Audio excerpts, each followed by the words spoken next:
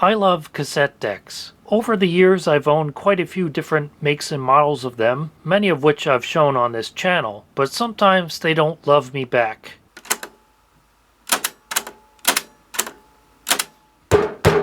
But it's understandable because they are highly mechanical devices with lots of intricate parts, some of which need periodic maintenance or replacement in order to keep the deck functional. But sometimes the repairs that a cassette deck needs in order to work properly again are just not economically feasible, and sometimes they may not be repairable at any cost. And I have just such an example of that with this Technics RSTR 180 cassette deck from around 1996. Some people pronounce it Techniques, but regardless of how you say it, most people consider Technics to be a premium brand of audio components. They're probably best known for their SL1200 series of direct drive turntables, which are legendary for their durability and performance both for professional DJs and home audiophile listening. They've also made some really good CD players, such as this SLPG300. It's packed with features, works perfectly, and sounds great. So you'd think that same reputation would carry over to their cassette decks, especially on a model like this, which has auto reverse, Dolby noise reduction, soft touch full logic controls, a remote control capability, and automatic opening soft eject doors, which is normally a feature you only see on high-end cassette decks. The price sticker says $29.99, but there was a 50% off sale at the thrift store, so I ended up getting it for around $15, which you'd think would be a great deal for this kind of cassette deck. But first, let's take a closer look at this control panel. One thing you might notice is that even though this is a double cassette deck, it only has one set of controls for both decks, and you switch between them with this button. But that's not such a big deal because normally you're only using one deck at a time anyway. But did you notice something else that's missing? There's no recording level control, because as it says down here, it has automatic recording level. There's no way to set the recording level manually. Obviously that's no big deal if you're just going to be using it to play tapes, and some cassette recorders do an entirely respectable job of automatic recording level, but it's definitely not a feature you would expect to see on a Technics. Also missing is a headphone jack, which is a feature I really like to have on a cassette deck, so I can just plug in a pair of headphones and listen to what's on a tape without needing to connect it to any other audio equipment. But none of those may necessarily be deal breakers for you, especially if you only paid $15 for it. But of course you want to see if it actually works. So let's put in a tape and try to play. And nothing's moving, and it just timed out. Let's try playing the opposite direction. That way is actually working. I don't know if there's anything recorded on that side of the tape, but it is moving in the opposite direction, so at least some part of this functionality is working. How about rewind? That works. What about fast forward? Nope, that works. So it looks like only the reverse direction functions work. The forward directions do not work. So it probably needs new belts. Let's just try it with a pre-recorded tape to make sure it actually was playing in the reverse direction. And yes, we do get an indication on a level meter, so it does appear to be playing properly in the reverse direction, but not the forward direction. Let's try deck 2. The door does open automatically. If we hit play, again nothing happens, and it stops because it realized the tape wasn't moving. But it does fast forward. What about reverse play? It is playing in the reverse direction, you can see. And rewind.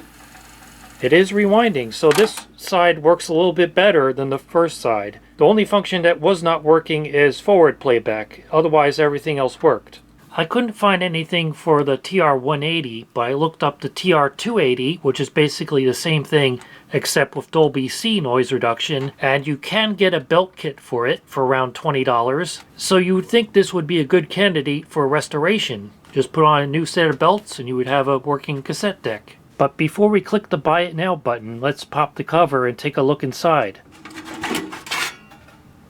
Well, this is certainly a highly integrated 1990s design. It's mostly empty space inside. Very small main circuit board, mostly with the power supply on it. There's the mechanism and electronics of deck number 1, which is a playback only deck. And the belts actually appear to be intact. They're not falling apart and turning into sticky black goo, although they may have gotten a little bit loose with age. So that's probably why it's not working fully. But at least we won't have a big mess to clean up when we're replacing those. Deck number 2 has considerably more electronics on it. This is the recording deck, and that's really where they put most of the circuitry, on the back of the mechanism. Due to the sandwich of circuit boards, it's more difficult to see the belts on this side. But again, they do appear to be intact, although they've likely gotten loose with age. And I notice it has plastic flywheels. Not a good sign of quality.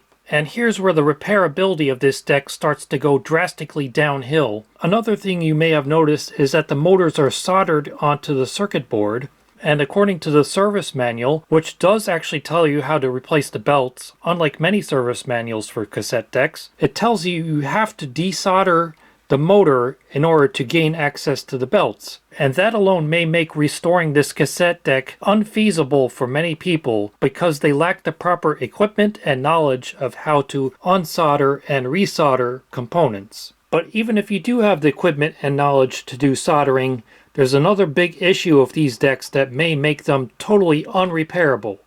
I removed the door to give you a better look at the mechanism. Look at how brown and crusty this pintroller looks. The other one doesn't look nearly as bad, although it's clearly quite dirty itself.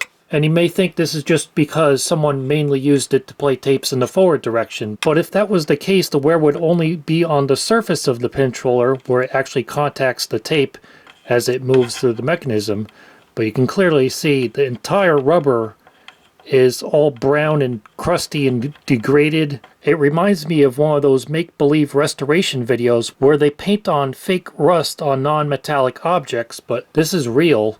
That's exactly the way I found it. Luckily, you can easily remove the pintroller assemblies. They're just held on with little plastic clips. Again, not a good sign of quality. So I already did that on this other mechanism, and you can even see some rust in here. So here they are removed, and just like that other deck, the one on the right is all brown and crusty and almost looks rusted, even though it's made of rubber. And the one on the left doesn't look as bad. But take a close look as I spin it.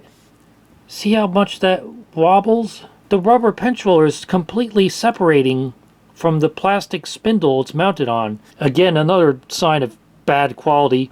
It uses a plastic post to mount the pintroller. I've never seen that before. I mean, even these cheap Tanishin knockoff mechanisms you find in boomboxes use a metal bracket and a metal pin to mount the pintroller. But on this Technics deck, it's all plastic and it's completely disintegrating. I don't know if that was glue or what, that brown crusty stuff, but this pintroller is shot. They're all shot. All these pintrollers need to be replaced. This is another one that looks all brown and disgusting. It's not quite as wobbly as the other one, but still not usable. I popped off the pintrollers from the brackets, and this one is completely separating. Look at that, it just falls right out. And this plastic post it was mounted on has some kind of crusty stuff on it. I guess that was the glue that was holding it together. So that's just the rubber, and that's hard as a rock. There's no flexibility to that whatsoever. And I bet if I take a pair of pliers to it, yep, it just disintegrates, crumbles. And the strange thing is, this one that was all brown and crusty looking is actually still flexible. See, this one actually still has some give if I squeeze on it. So even though it looks a lot worse, the rubber is actually in better shape on this one. So I was able to find a kit of replacement pintrollers for Technics tape decks, a set of 5 of them on eBay for around $20. So if you add that to the belt kit, which costs $21, you're going to be spending over $40 to repair this cassette deck. Once you add in tax, it's probably going to be closer to around $45. and I couldn't find any Technics TR-180 cassette decks that sold on eBay, but I found a TR-170, which I guess was the previous model. It looks the same and has the same features, except it actually does have two sets of controls for the two decks instead of combining them into one. So it's actually a slightly better tape deck, and the last one of those that was on eBay sold for $49. So even if your time is worth nothing and you're just doing this for fun, and you have the knowledge and equipment to unsolder those motors, I don't think it's financially viable to repair one of these 1990s Technics cassette decks. They were made mostly of cheap plastic parts that are starting to disintegrate, and even if you replace all the belts and the pinch rollers,